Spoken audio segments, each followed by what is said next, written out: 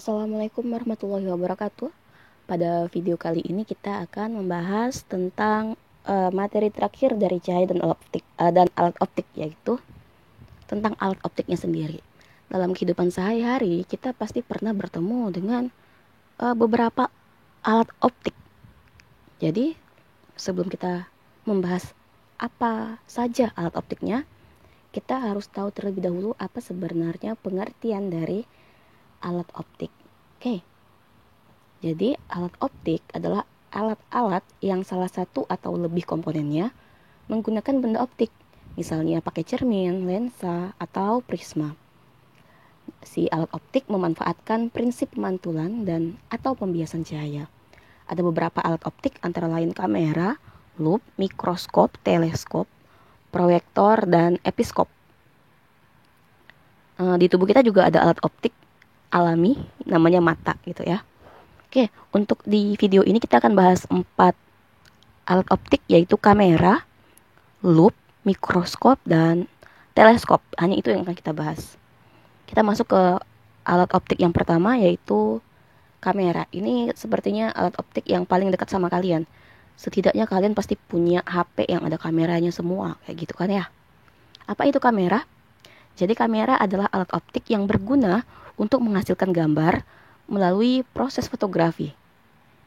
Proses fotografi sendiri artinya proses menghasilkan gambar dengan cahaya pada film. Pada kamera terdapat sebuah lensa cembung atau lensa positif untuk membiaskan sinar dari benda hingga bayangan yang jatuh di film sebagai layar. Ini prinsip kerja kamera seperti itu. Sifat bayangan yang terbentuk adalah nyata, terbalik, dan diperkecil. Sedangkan prinsip kerja kamera itu dibuat sama seperti mata, yaitu benda harus diletakkan pada jarak lebih dari 2 kali jarak fokus. Oke, ini optik yang pertama, kamera. Yang kedua, loop atau kaca pembesar. Jadi loop adalah lensa positif yang digunakan untuk mengamati benda-benda kecil agar tampak lebih besar dan lebih jelas. Loop itu digunakan untuk mengamati benda kecil menjadi agar kelihatan lebih besar. Yang diperbesar oleh loop itu bukan bendanya, tapi bayangan bendanya. Jadi misalnya kalian pengen lihat semut nih, pakai loop, semutnya kelihatan besar kan di mata kalian melalui loop. Itu yang diperbesar oleh loop bukan si semutnya, tapi bayangannya.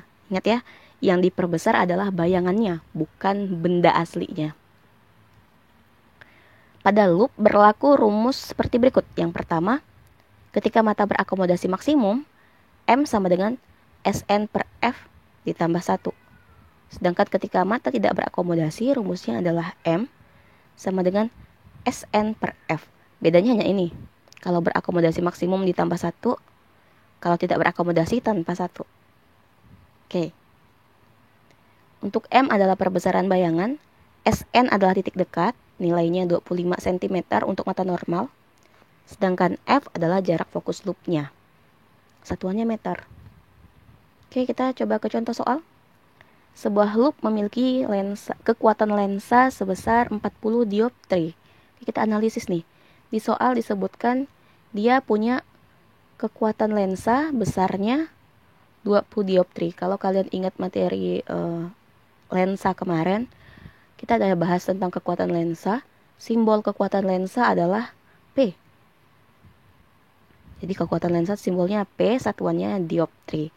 Digunakan untuk mengamati objek. Tentukan perbesaran bayangan jika pengamatan dilakukan dengan mata. Perbesaran. Dia minta perbesaran.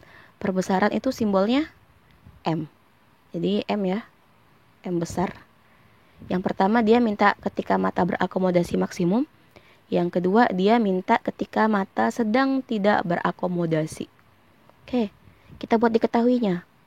Jadi yang pertama diketahui P sama dengan 20 dioptri. Sedangkan yang ditanya, yang A dia minta M ketika mata berakomodasi, yang B ketika mata tidak berakomodasi. Seperti yang kalian tahu, rumus M itu kan SN per F gitu kan ya. Kalau berakomodasi tambah 1, kalau tidak berakomodasi tanpa 1. SN ada nilainya, jadi kita tambah 1 nih. Walaupun tidak disebutkan di soal, kalian harus tahu kalau nilai SN itu sama dengan 25 cm. Jadi walaupun nggak disebutin tetap harus tahu nih kalau dia 25 SN-nya. Oke. Kita mau cari nilai F. Tadi seperti yang udah dibilang, rumus M itu SN per F. Tapi kita nggak punya F. Jadi kita bisa cari F menggunakan rumus kekuatan lensa. Masih ingat kan rumusnya? Yang P sama dengan 1 per F. Oke.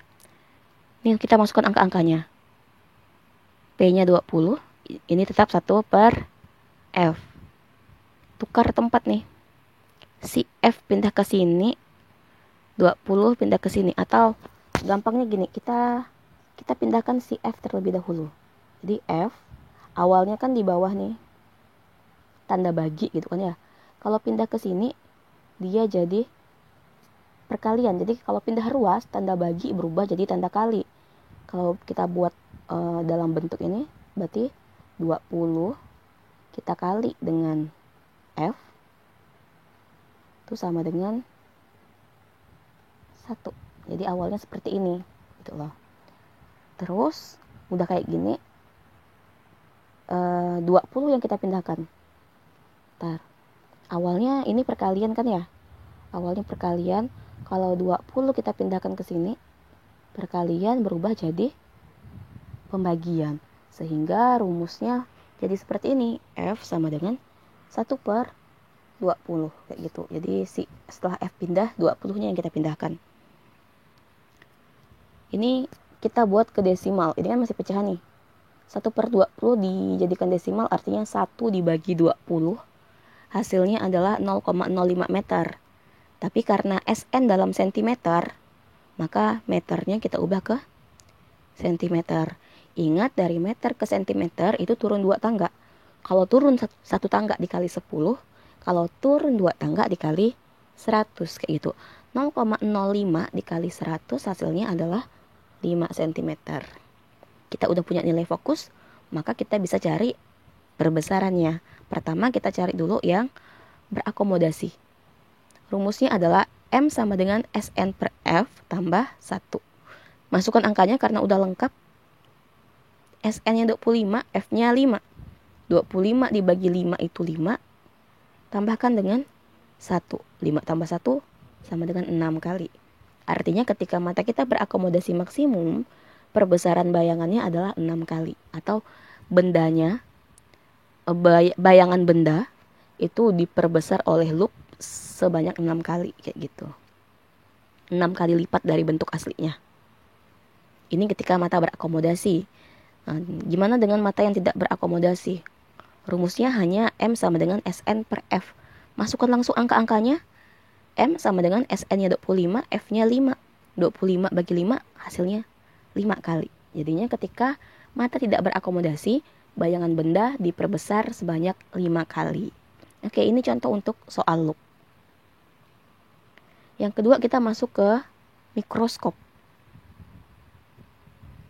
Nah, mikroskop itu adalah alat yang digunakan untuk mengamati benda-benda renik atau benda-benda berukuran mikro. Itu seperti jaringan tumbuhan, sel-selnya. Kayak kalian mau cek sel darah kita kayak apa, jadi darahnya diambil, terus dilihat tuh pakai mikroskop ada apa aja di dalam cairan darah tersebut. Atau pengen lihat bakteri yang ada di air kayak gitu. Itu untuk melihat bakteri itu kan ukurannya mikro, kecil, tidak bisa dilihat langsung pakai mata.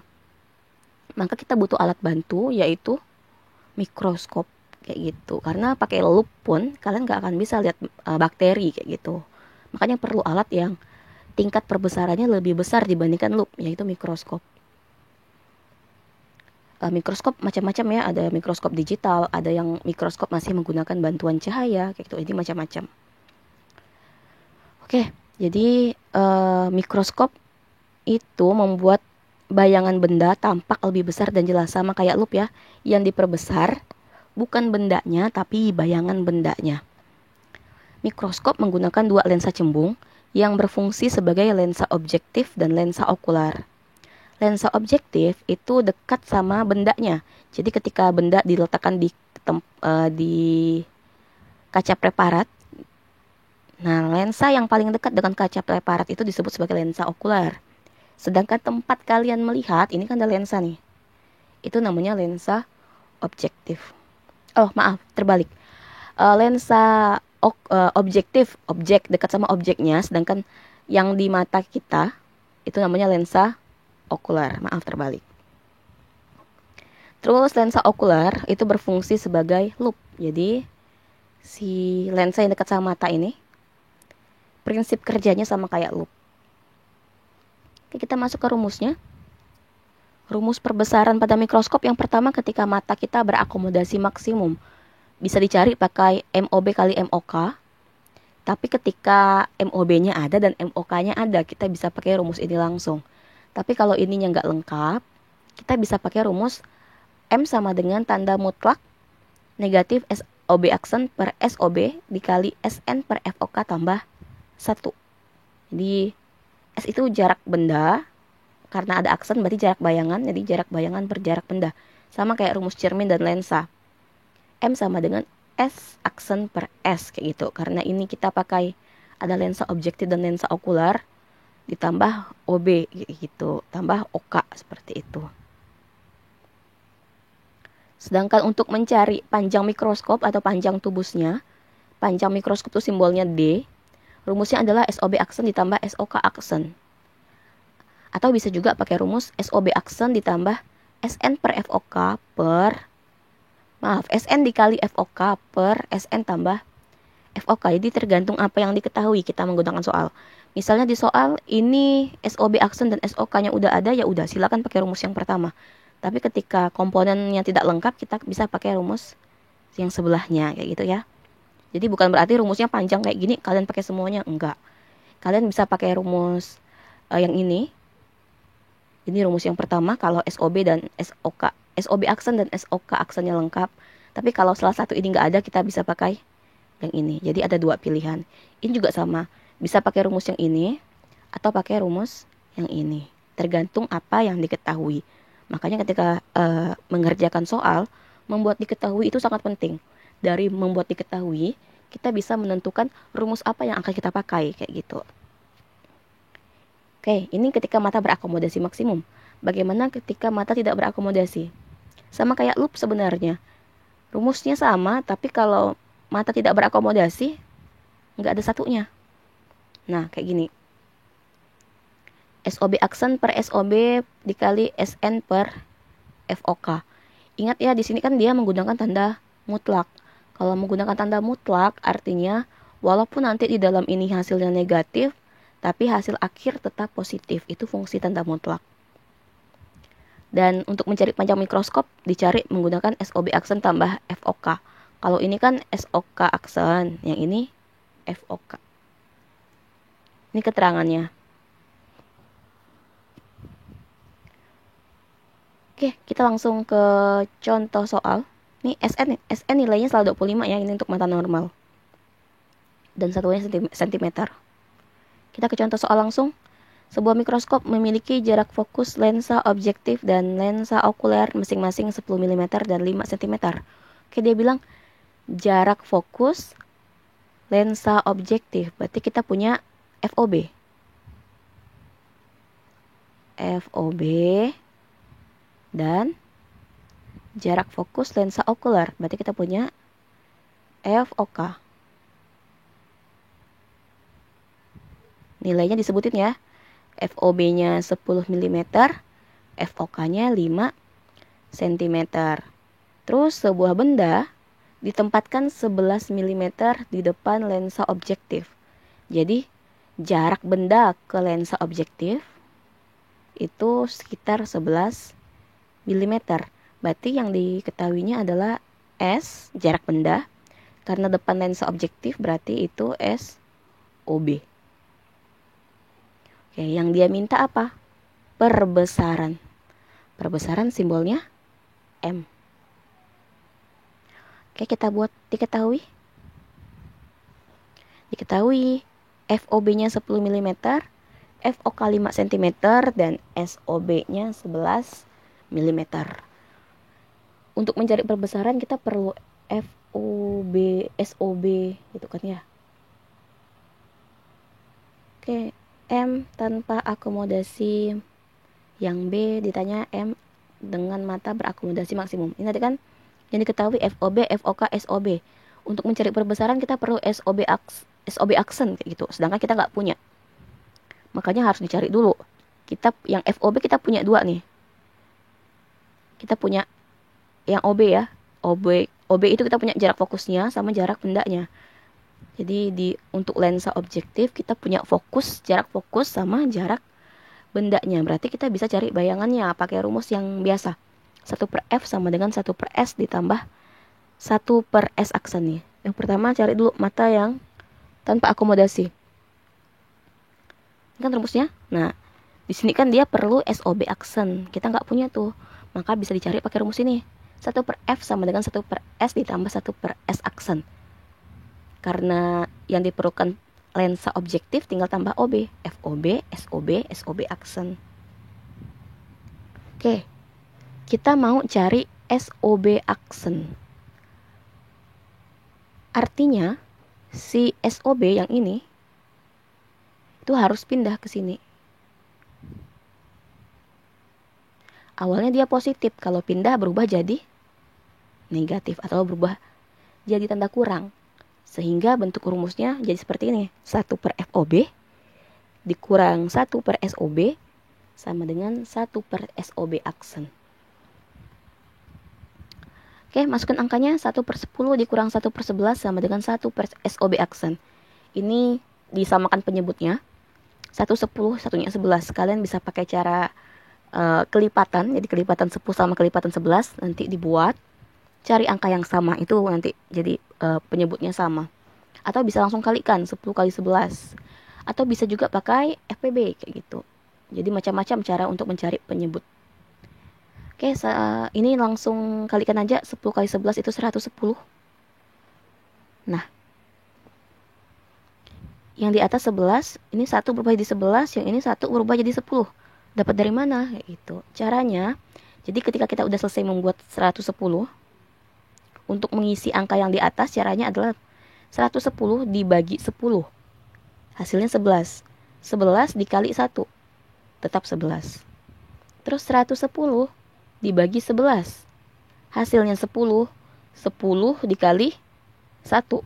Hasilnya tetap 10. Oke, langsung kurangkan nih. 11 dikurang 10.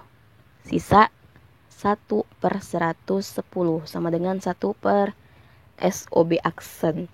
Jadi SOB aksen nilainya sama dengan 110 mm. Gitu ya. Kalau nggak paham cara langsung kayak gini, ini sebenarnya kenapa bisa SOB aksennya 110 mm? Sebenarnya ini kali silang. Ini kali ini.